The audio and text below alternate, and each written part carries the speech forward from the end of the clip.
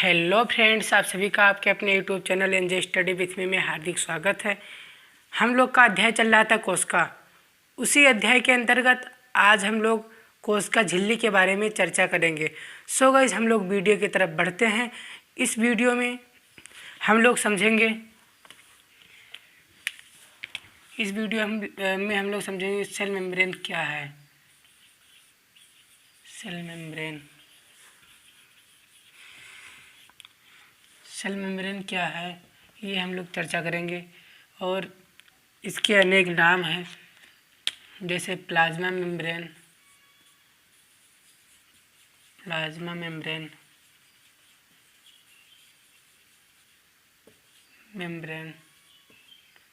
इसके बारे में चर्चा करेंगे। इन सभी चीज़ों का हम लोग इस वीडियो में चर्चा करने वाले हैं। और सेल मेम्ब्रेन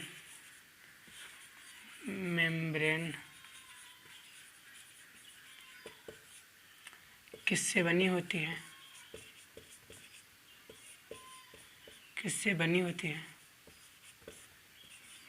इसकी चर्चा करेंगे हम लोग। सेल मेम्ब्रेन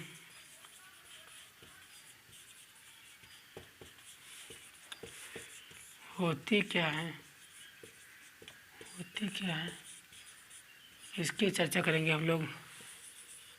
सेल मेम्ब्रेन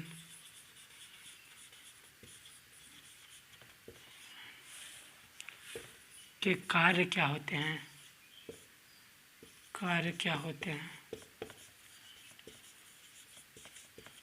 इसकी चर्चा करेंगे। सेल मेम्ब्रेन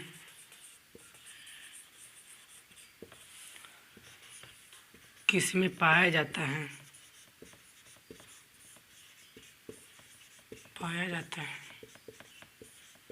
इसकी चर्चा हम लोग करेंगे।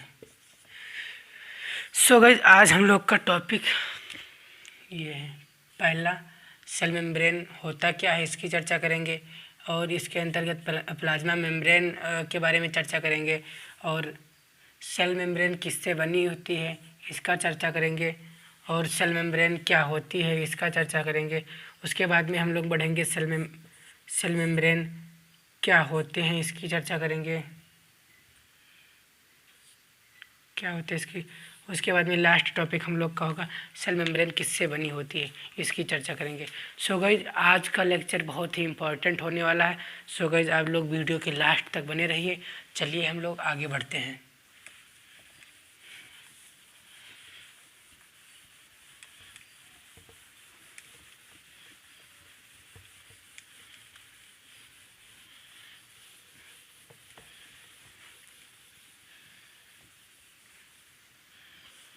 पहले हम लोग देखने वाले सेल मेम्ब्रेन होती क्या है, सेल मेम्ब्रेन क्या है, मेम्ब्रेन क्या है, सेल क्या है, इसकी पूरी जानकारी हम लोग इस वीडियो में करेंगे।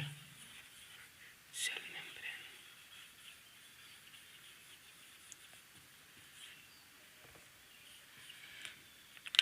यहाँ पर मेम्ब्रेन का अर्थ ही झिल्ली है। झिल्ली से आप लोग को कुछ समझ में आ गया होगा।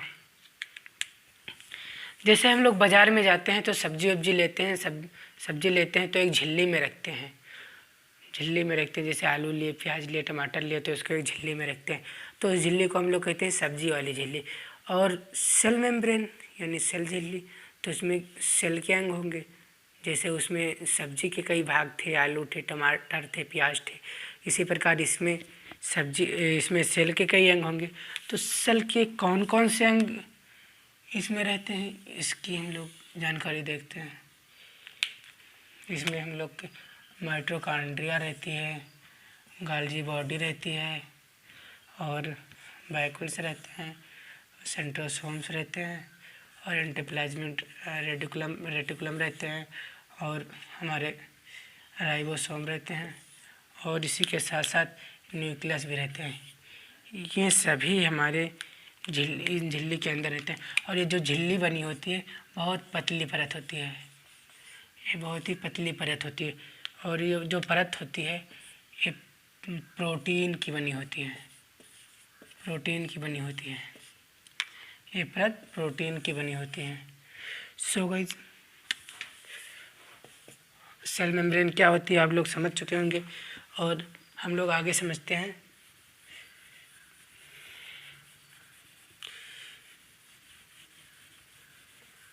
सेल मेम्ब्रेन किसे कहते हैं? सेल मेम्ब्रेन किसे कहते हैं? किसे कहते हैं? तो आइए जानते हैं सेल मेम्ब्रेन। पहले ही टॉपिक में हमने क्लियर कर दिया सेल मेम्ब्रेन किसे कहते हैं। सो गाइस, इसको हम विस्तृत रूप से बताते हैं। जैसे कोई भी वस्तु है उसको किसी भी झिल्ली में, किसी भी झोला में रखा जाता है तो उसे उस सामान की झिल्ली, उस सामान की आवरण कहते हैं। और ये जो सेल है कोशिका के अंग जिसमें रहते हैं उन्हें कोशिका की झिल्ली कहते हैं। जैसे आप लोग देख चुके हैं कि ये सभी चीज़ रहते हैं। वैक्यूल्स रहते हैं, एंडोप्लाज्मिक रेटिकुलम रहते हैं और सेंट्रोसोम रहती है। ये सब किस में रहते हैं? एक पतली झिल्ली बनी होती है, प्रोटीन की एक पतली झिल्ली होती है, इसी में रहते हैं। तो इसी झिल्ली को हम लोग क्या कहते हैं? Cell membrane. सेल मेम्ब्रेन, इसी को हम लोग सेल मेम्ब्रेन कहते हैं। चलिए हम लोग आगे बढ़ते हैं।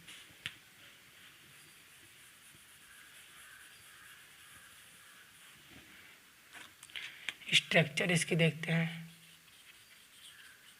स्ट्रक्चर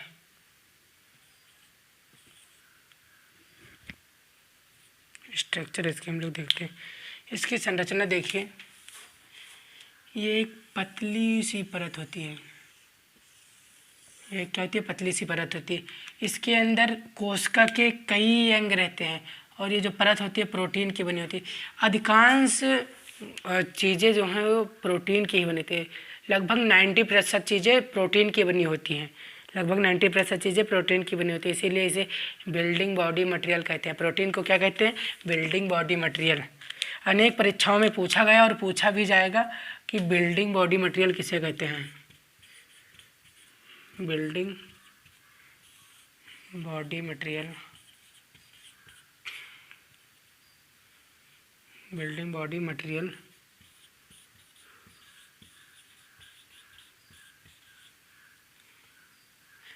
किसे कहते हैं?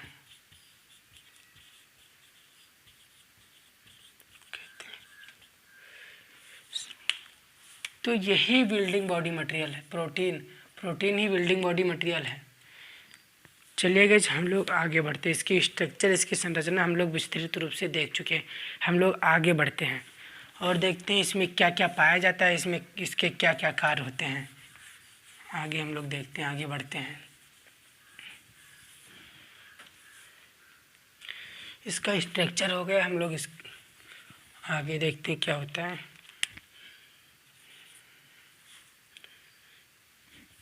सेल मेम्ब्रेन का कार्य, तो इसका कार्य आप लोग देखिए, इसके कई कार्य होते हैं। जैसे इसके हानिकारक पदार्थ हैं, पदार्थ को कोशिका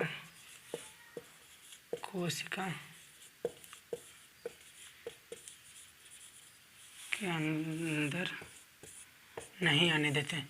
हानिकारक पदार्थ को कोशिका के अंदर ये नहीं आने देते। सेल मेम्ब्रेन जो होती है ये संरक्षक का कार्य करती है। ये संरक्षण का कार्य करती है। बाहरी जो भी हानिकारक पदार्थ है उनको नहीं आने देती है। और एक इसकी खास बात ये होती है कि ये अंदर जो लाभदायक पदार्थ हैं, इसमें जो लाभदायक पदार्थ हैं, लाभदायक को आने देती है। इसको एक आइडेंटिटी दी जाती है कि इनको आने देना, इनको नहीं आने देना। ये आएंगे, आओ चले आओ। और ये इनकी आइडेंटिटी, जैसे विषाणु लोग हैं, विषाणु लोग अगर हानिकारक विषाणु आ रहे हैं, हाँ ये तो हमारे आइडेंटिटी में है ही नहीं, इनको एक आइडेंटिटी दी जाती है, इनको एक आइडेंटिटी कार्ड दी जाती है कि इन स्ट्रक्चर वाले को आईडी कार्ड दिए कि इनको जो ये आईडी कार्ड लिए होंगे उन्हीं को आने देना है, और जिनके पास ये आईडी कार्ड नहीं होगा उनको नहीं आने देना है। जिनके पास होगा उनको आने देना, जिनके पास नहीं होगा उनके। इसी प्रकार में पहचान करते हैं। हानिकारक है, हाँ इनको नहीं आने देना, इनको बाहर भगाओ, और जो लाभदायक है उनको अंदर लेकर आओ। इनको बाहर भगाओ, इनको अंदर लेकर आओ। और इनका ये कार्य होता है। और साथ ही साथ इनका कार्य होता है, जो कोशिका के अंग होते हैं एक झिल्ली में तो रहते हैं, उन झिल्ली को आप लोग प्लाज्मा झिल्ली कहते हैं। और प्लाज्मा झिल्ली जो होती है वो एक स्ट्रक्चर की कार्य करती है, एक संरचना बनाती है, उसकी एक सिस्टमेटिक संरचना बनाती है, एक आकार देती है, दृढ़ता प्रदान करती है। इसका बहुत ही कार्य है। सो गाइस, आशा करता हूँ कि आप लोग समझ चुके होंगे। आगे बढ़ते हैं।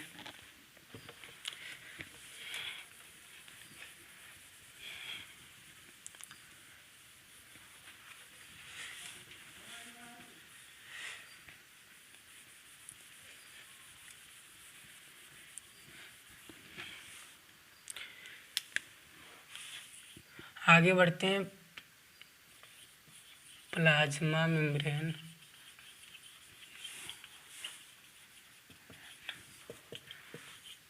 किस में पाई जाती है? तो प्लाज्मा मेम्ब्रेन हमारा जो होता है ये पादप एवं जंतुओं, प्लाज्मा मेम्ब्रेन हमारा पादप एवं जंतु दोनों में पाया जाता है। और इनका जो बाहरी संरचना होता है बहुत ही पतली होती है। और समझ लीजिए कि झिल्ली कितनी पतली हो उतनी पतली इसकी संरचना होती है। ये प्लाज्मा मेम्ब्रेन होती है। कोशिका के सभी अंग इसके अंदर पाए जाते हैं। कोशिका के जितने भी अंग होते हैं, माइटोकॉन्ड्रिया और जो भी अंग होते हैं, सब के सब अंग इनमें पाए जाते हैं, इन्हीं झिल्ली के अंतर्गत आते हैं। तो हम लोग, आशा करता हूँ आप लोग को समझ में आ गई होगी। और मिलते हैं अगले वीडियो में। अगले वीडियो की टॉपिक हम लोग देख लेते हैं कि अगले वीडियो में हम लोग क्या क्या जानेंगे, क्या क्या पढ़ेंगे, किसके बारे में जानेंगे। और उसके बाद बारे में एक शॉर्ट जानकारी दे देते हैं।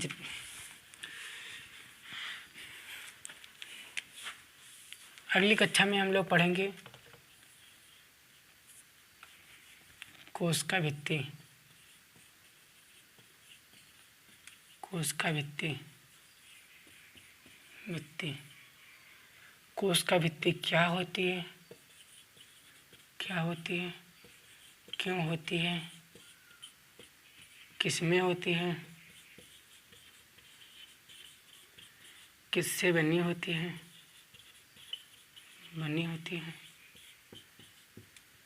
ये सब जानकारी हम लोग आगे वीडियो में लेंगे।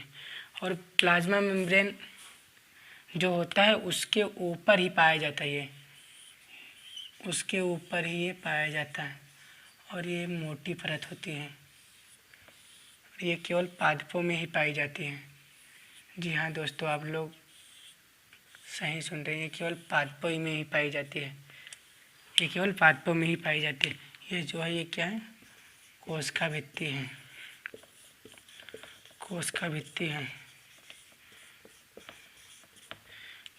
ये कोशिका भित्ति है।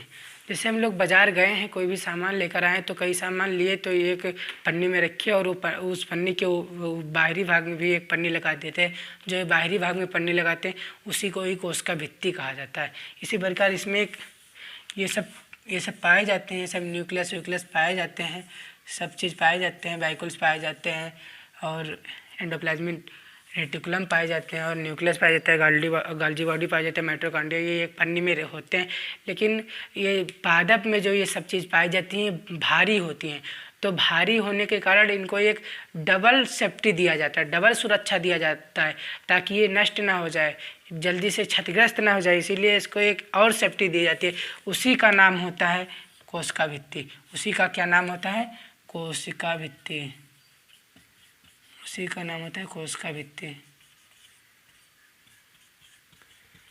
आशा करता हूँ कि आप लोग कोशिका भित्ति भी शॉर्ट में समझ चुके होंगे। कोशिका भित्ति की पूरी जानकारी हम लोग अगले वीडियो में लेंगे।